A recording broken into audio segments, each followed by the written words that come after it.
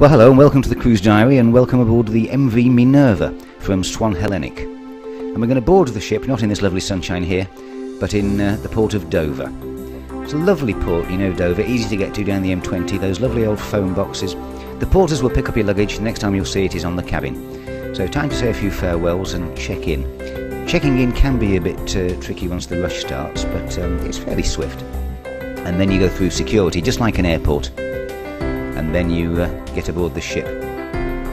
Now, the Minerva, it's a small ship cruising from Swan Hellenic. It's their only ship, about 320 passengers. Well, I was going around filming it while it was very quiet because the passengers had got off and the new ones weren't on yet. This is Wheeler's Bar, named after a former chairman of Swan Hellenic. But you can already see that it's already rather nice, isn't it? And of course Dover is just lovely. Look at the white cliffs. This is the sun deck at the back of the ship and the little pool. You'll also get to the Veranda restaurant from here. I'll show you that a bit later on. And this is a deck further up. Lovely wide promenade deck to walk along or play games. And up there, look, Zodiac boats. Now, these aren't the lifeboats. These are little motorboats that they use to take you ashore to places. Small ships can go on cruising to places that the big ships just can't reach. And it's all part of the fun going on these super duper Zodiac boats. Anyway, that's enough icebergs. Let's get back to Dover. Inside the ship is the library. It's one of the biggest rooms on the ship, and in fact they've got about twice as many books as they have on display. There's also the ubiquitous jigsaw puzzle. But what a nice place to spend a couple of hours when you're at sea. You can also start to see the style of the ship. Look at this. This is one of the side rooms. Beautiful, isn't it? Leather. It's like a gentleman's club almost. That's the card room. And this is the cinema. Now, as well as showing movies in here, they also have lecturers who will do their thing in here.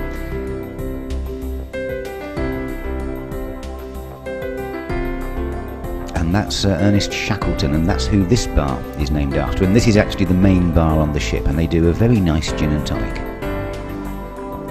And that is Lord Stirling. He was visiting the ship too, showing some of his executives around. He's the boss of Swan Hellenic, and it's him that really saved the company in a way. This is reception. The Minerva was Swan Hellenic's original ship. They went out of business for a couple of years, but they're back. While they were away, Saga had the ship, and they used it as the Saga Pearl. And of course Saga have now got the Saga Pearl 2.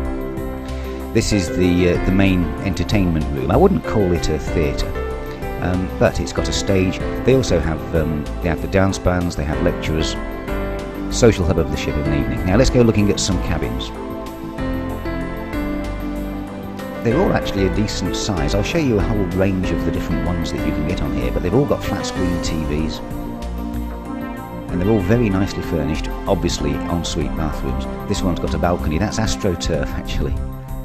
Quite nice to curl your feet up to. Now this is one of the tip-top ones. Top dollar for this. But rather nice, isn't it? Look at that dark wood.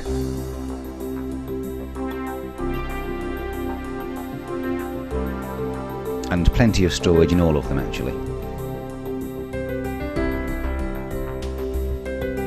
Now although I love balconies, you can't always have one. This is an outside cabin that's got a window. But still, to be honest, you're not going to spend a lot of time in there. And you do get a lovely view out to sea. They all come beautifully equipped. I mean, as I say, there's the telly. That's showing the safety video at the moment.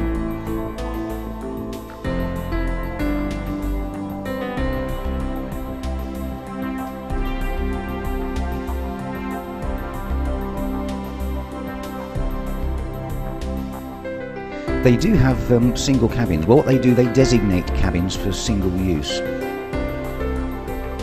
which means that you don't get to pay some enormous supplement.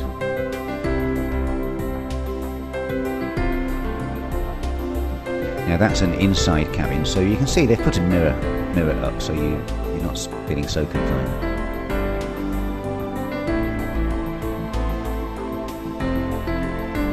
Now there's the cabin stewards. They'll clean you out twice a day, make your bed.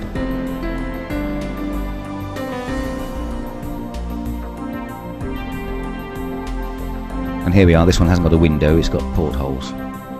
Actually feels more like a ship, doesn't it, when you've got portholes. Right, the torture chamber, otherwise known as the gymnasium. Not very big, but apparently it does get a lot of use. It's nice to kill yourself while looking out the window, looking at the White Cliffs of Dover, isn't it? Now, let's talk about food, because it's all about food. There are 2 restaurants on the Minerva. This one is the Veranda. By day, it's a buffet. In the evening, it actually serves the same menus that are being served in the main dining room, which we'll go to now. All with waiter service. But here we go, this is the main place to eat. It's open seating, turn up pretty much when you want and sit down where you want. I had a huge slice of this fillet steak and it was absolutely brilliant. This wasn't a normal lunch, this was very buffet orientated. But, oh my goodness, everyone's enjoying it, aren't they? And a harpist. They have all sorts of entertainment on here, classicals, jazz, orchestras. What a lovely ship.